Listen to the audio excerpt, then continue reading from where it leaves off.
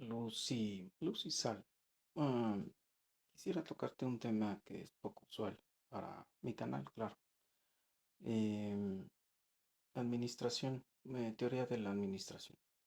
Quisiera hablarte de las formas más usuales que existen de entender el movimiento de la administración. Recuerda que esta nace formalmente cuando aparece la revolución industrial y las grandes ciudades se toman ya el lugar del campo de actividad económica, eh, de la siembra, la siega y demás.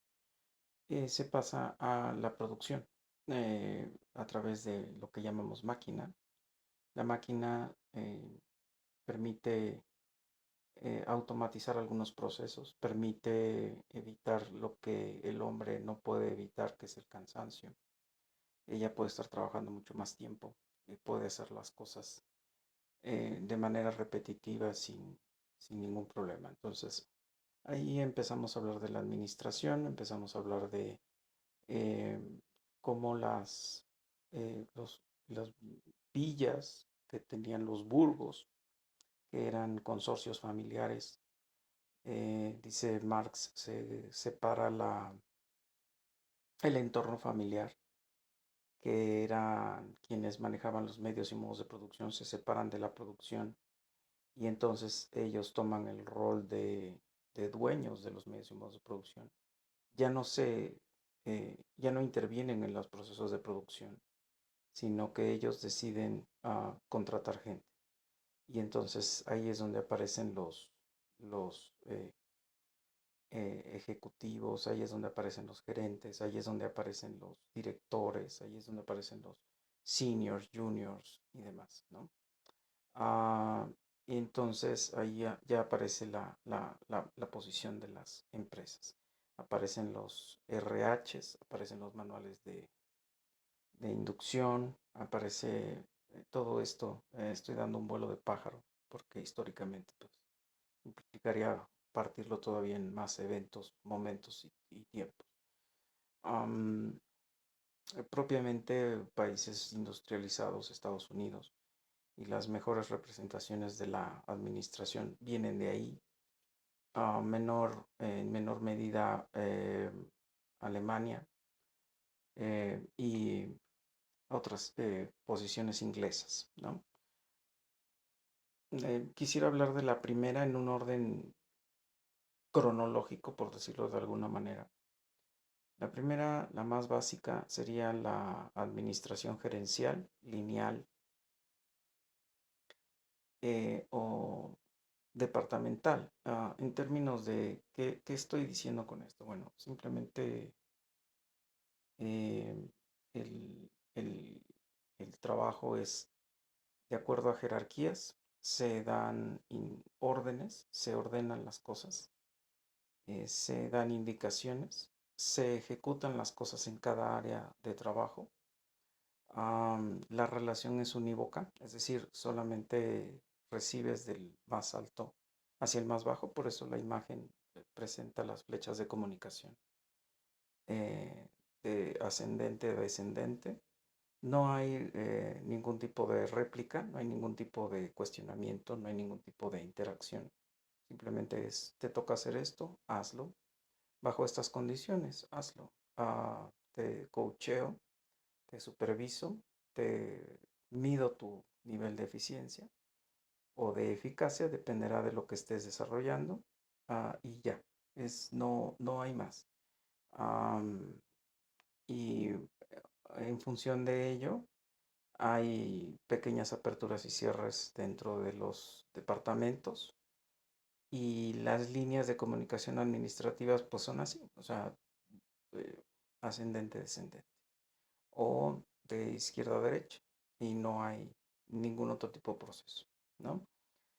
Am, Esa sería como que el principio que también se le conoce como la posición taylorista, Tylaor, porque hay otro Taylor que es, o Taylor, que es con la TALOR. y LOR. Y en esta vuelvo a insistir, es simplemente este juego con jerarquías que simplemente nos remiten a la jerarquía que tenemos encima, que nos da indicaciones y nosotros respondemos a las indicaciones. Se terminó.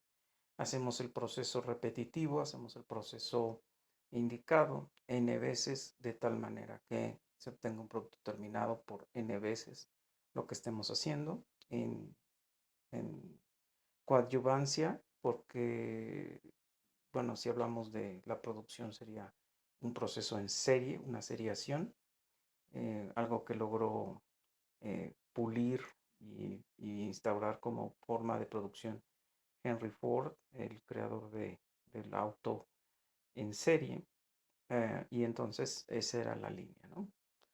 Bueno, obviamente, insisto, solamente era recibe información indicativa, interdictante y ponte a hacer las cosas.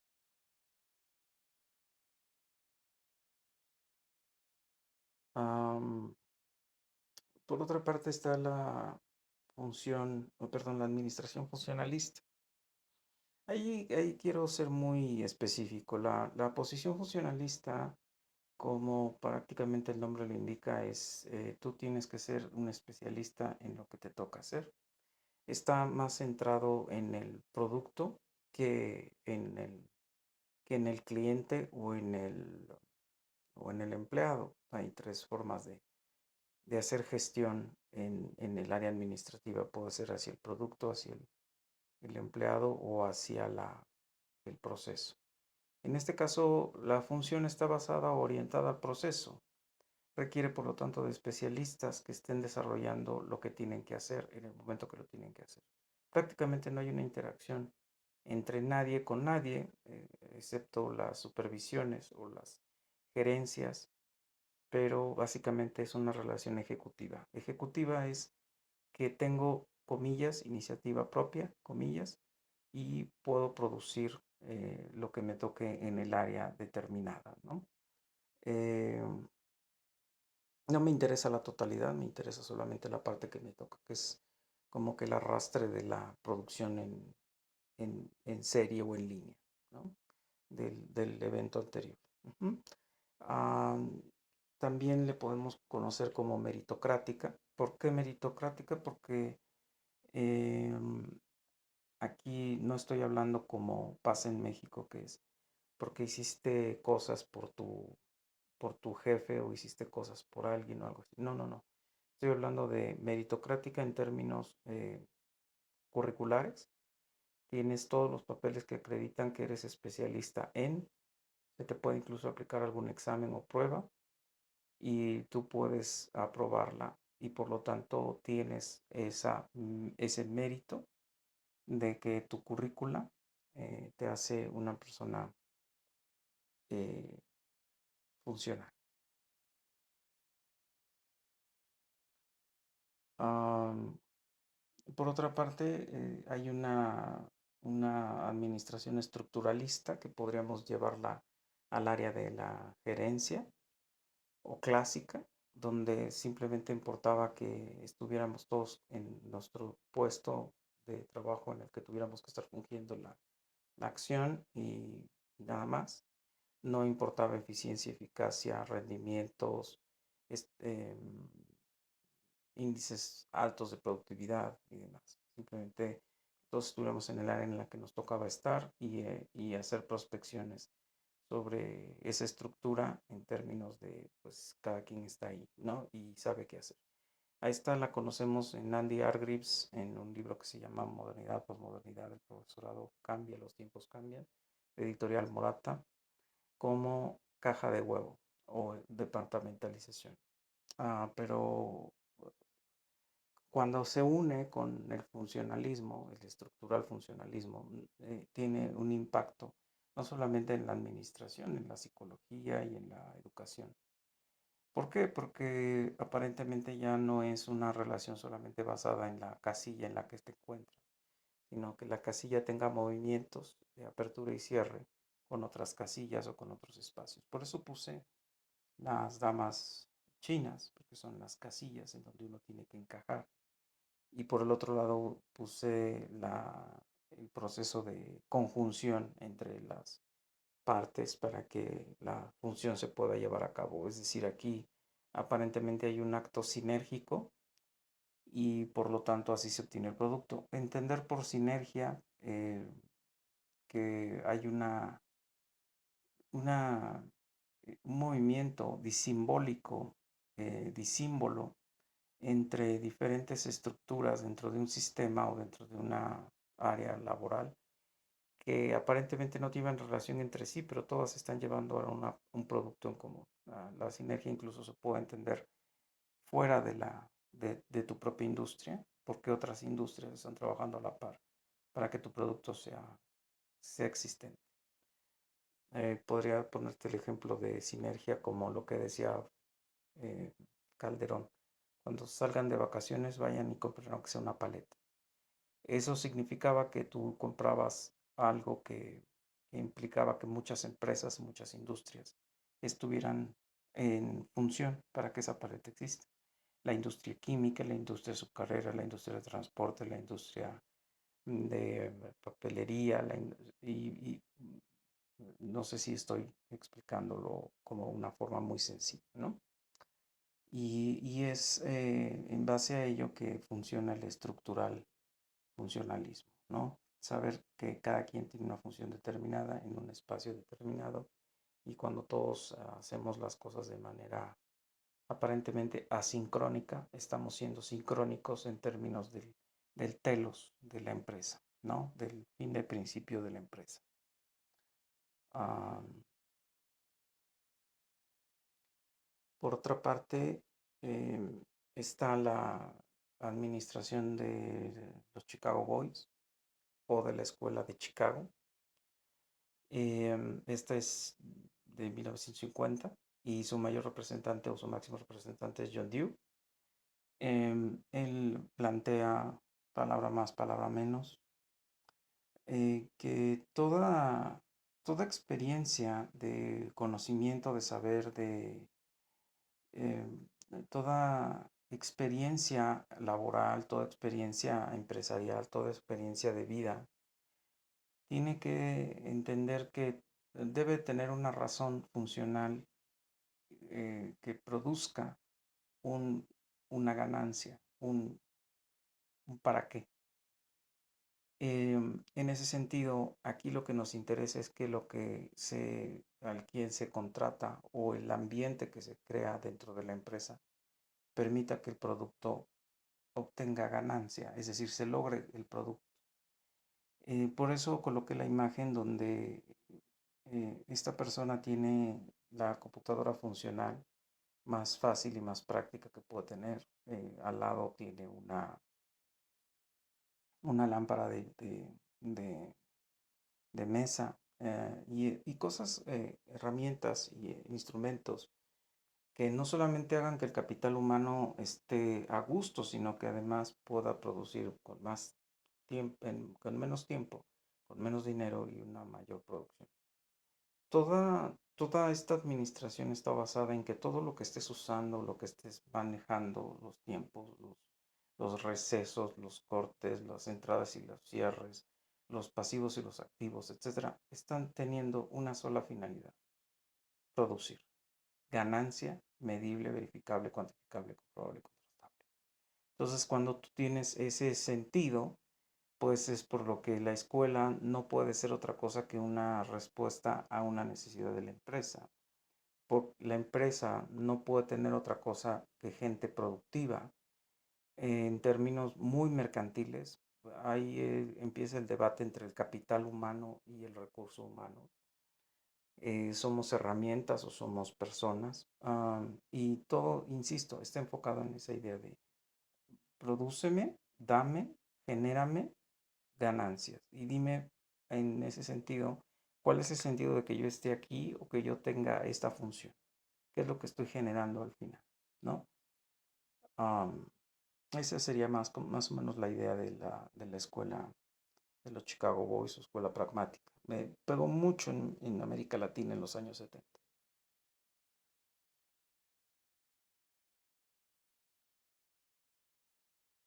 Por otra parte, estaría la administración tecnocrática. Em, de hecho, incluso tú escuchas esa palabra en los años 90, mucho sonó esa palabra, que ya no eran políticos creados como licenciados en Derecho, como licenciados en leyes, no, eran tecnócratas.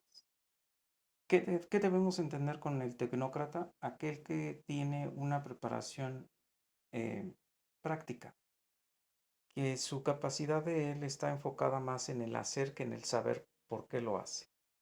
Y como tiene esa capacidad de saber hacer, no nos interesa si entiende proceso de procedencia, si entiende bagaje cultural por el cual se está haciendo la acción. Es casi, casi como lo que le pedimos hoy al robot, ¿no? O a la IA, ¿no?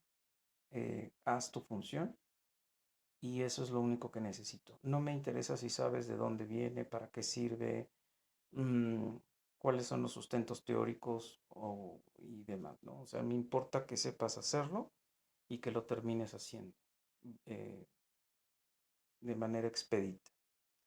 El tecnócrata entonces está sostenido en la idea de que toda burocracia no debe ser un obstáculo para que el proceso práctico se lleve a cabo, simplemente es un momento de respaldo para que aquel que dice que ostenta las cuestiones que dice hacer tiene la papelería necesaria para poderla sostener, es decir, tiene especialidades, cursos, diplomas, títulos, constancias que acrediten que tienen la capacidad funcional de hacer las cosas.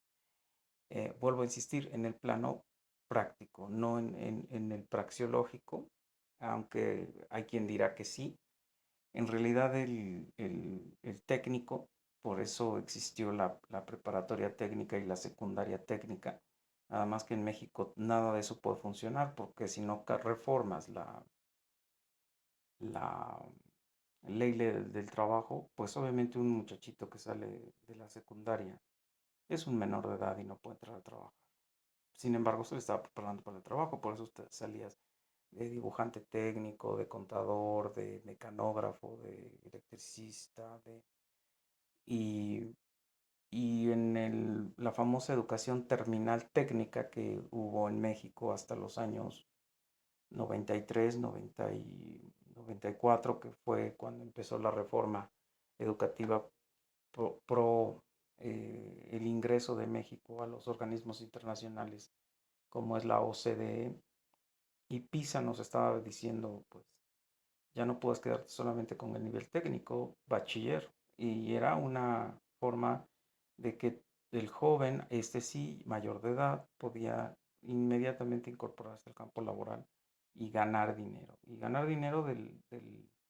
del campo laboral que abría el Estado todavía, o sea, todavía habían esas últimas patadas de ahogado de un Estado clientelar, proteccionista, de un Estado benefactor, que se detenía en la idea de que él producía tanto las empresas, tanto las industrias, tanto las fuentes de empleo como la educación ideal y las instituciones educativas ideales para poderse acercar a los puestos de trabajo, para las fuentes de trabajo, ¿no? Obviamente eso era cuando todavía la, el empleo era aritmético y no era geométrico. Cuando se volvió geométrico, pues entonces vino ese break en los años 70 que trajo como consecuencia la lucha de, de más escuelas, de todo este tipo de cosas, porque algo que no contempló México es que si tú subías el nivel de vida, pero no enseñabas una cultura de natalidad, pues estabas formando una sociedad clase media, sostenible, con una esperanza de vida mayor, en donde los 12 hijos que nacían en la Revolución de Mexicana, por ejemplo, la revolución gubernamental que tuvimos, estoy hablando de donde estuvo Zapata en el sur, en el centro Obregón y Madero, y en el norte el Centauro Villa, Doroteo Arango, como se le debe de llamar, en el centro del maderismo y demás, ¿no? Pues había una alta posibilidad de que tus 12 hijos o tus 9 hijos murieran y solo te quedaran dos, uno. Y no tuviera tampoco mucha esperanza de vida porque las condiciones de salud, de alimentación, de vivienda y demás, pues estaban alteradas precisamente porque estábamos en una lucha armada, ¿no? El problema es que termina la lucha armada, entramos después de toda una pugna política entre los militares que estuvieron como presidentes y entran en el cardenismo en una especie de impas de paz y entonces empieza un crecimiento brutal de esa clase media con un poder adquisitivo complejo, con un estado benefactor socialista muy extraño que proveía servicios de salud, de alimentación, de seguridad social, que obviamente incrementaron los niveles de vida, ¿no? Entonces, ya esos 9 hijos, 12 hijos, 15 hijos, pues crecían y pedían escuela, ¿no? Y pedían espacios de trabajo y pedían muchas cuestiones de estas, ¿no? Incluso en los años 80, estas migraciones de los campos, del campo a las ciudades, ¿no? Porque el propio campo en un país, comillas, industrializándose, pues se había descuidado, ¿no? Entonces, el tecnócrata tenía que tener esa capacidad práctica para poderse acercar al espacio de trabajo. Por eso, los presidentes, a partir del salinismo, se habla del presidente tecnócrata, ¿no? ¿Por qué? Porque Salinas de Gortari era un economista, yo creo que el mejor que tuvimos en México. Y, y él ya no era ese presidente pensante, demagógico, no, era un presidente práctico, ¿no? Es como lo que tienen ahorita en Estados Unidos con Donald Trump, es un empresario. Para él todo es dinero, es qué me deja, qué me va a permitir, en qué no termino en una desventaja económica del intercambio comercial, en qué no termino en una desventaja económica en las relaciones entre países, en qué no termino en una desventaja económica, ¿no?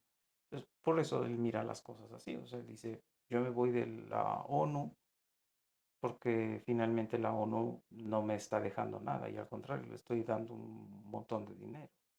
Me salgo de la guerra de Ucrania porque no me está dejando dinero. Me salgo de X y Z cuestiones porque no me dejan dinero. Y cuando los países les quieren pelear, pues les dicen sencillo, peleame. Tú eres mi mayor socio comercial, te subo los aranceles. No cumples mis condiciones, te voy a subir los aranceles. Esa es la idea del tecnócrata. El tecnócrata es muy funcional, es muy de medir las cosas en términos de hazlo, de hacer para producir ganancia. Por eso puse ahí la palabra práctico y la idea de tener una persona especialista en el área. Entonces, por eso puse el currículum ahí como imagen.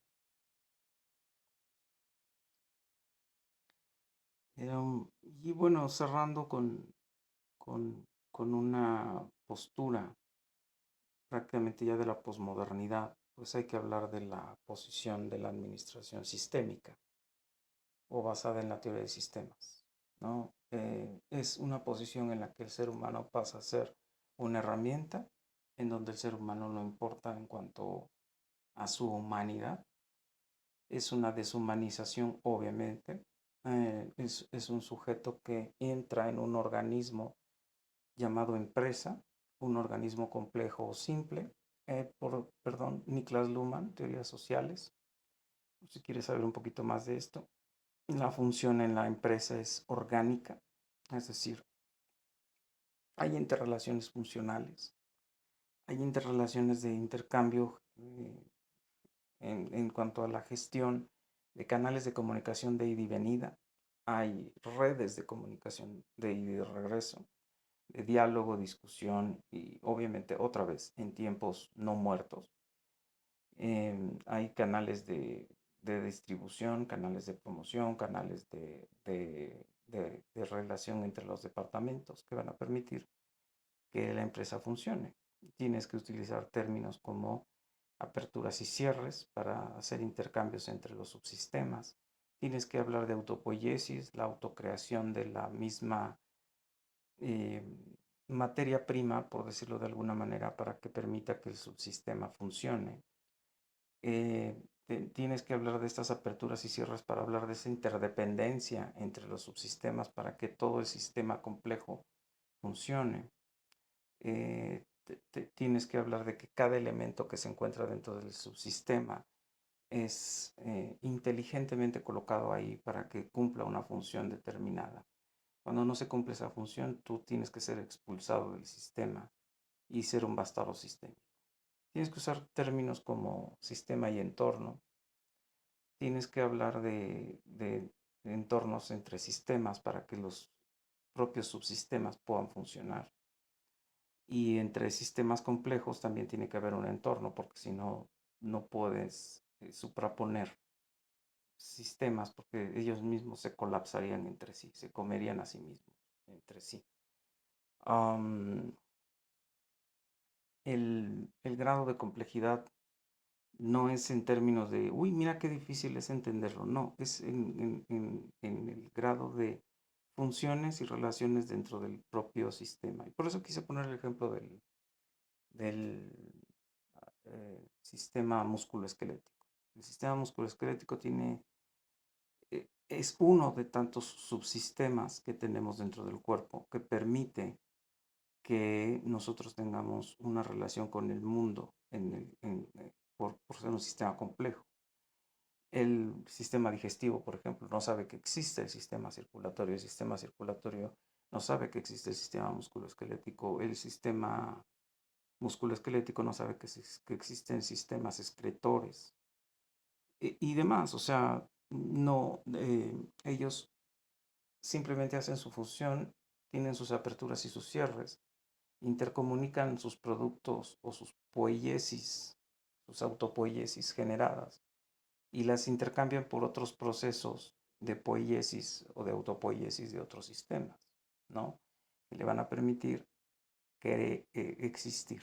Y por lo tanto, el sistema complejo, o sea, el ser humano, puede estar, puede interactuar en sobrevivencia y en pervivencia.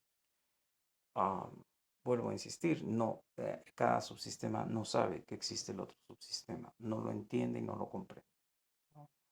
Un poquito de ese regreso de la producción en serie.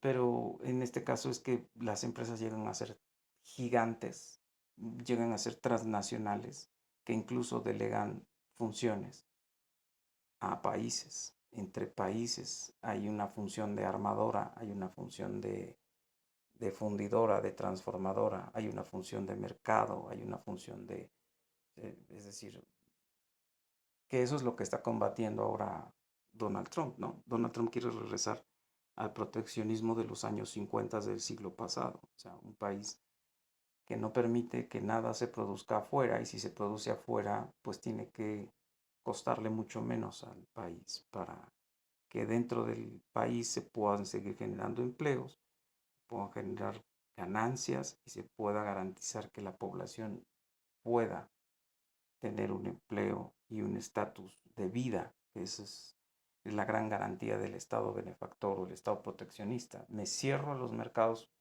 mundiales, me traigo mis empresas a mi país, produzco en mi país y además lo exporto y la gente lo consume, ¿no? Esa es la intencionalidad y eso es la idea cincuentera que él maneja con la gente, ¿no? Te voy a regresar tus empleos, te voy a quitar todos los obstáculos que te impiden tener empleo, como puede ser que la empresa esté en el extranjero, porque le sale más barata la mano de obra, porque hay menos restricciones y regulaciones de contaminación y de medio ambiente. Y además en tu propio país te voy a quitar toda esta idea, todas estas personas migrantes. Te las voy a quitar porque son ilegales y porque te están robando tus fuentes de empleo y tu seguridad y tu estabilidad. Entonces, a través de esa xenofobia, pues hay que sacar a todos los migrantes lo antes posible para que las empresas solamente puedan o tengan que contratar a norteamericanos legalmente viviendo en el país. Ese es el proceso. Otra vez, eso es un ejemplo del proceso sistémico, ¿no? Bueno, espero que te sea útil, espero que te deje una información que sea práctica para tu carrera, para teorías de la administración y que te permita resolver tus dudas acerca de los tipos más característicos de la administración. Luz y sal.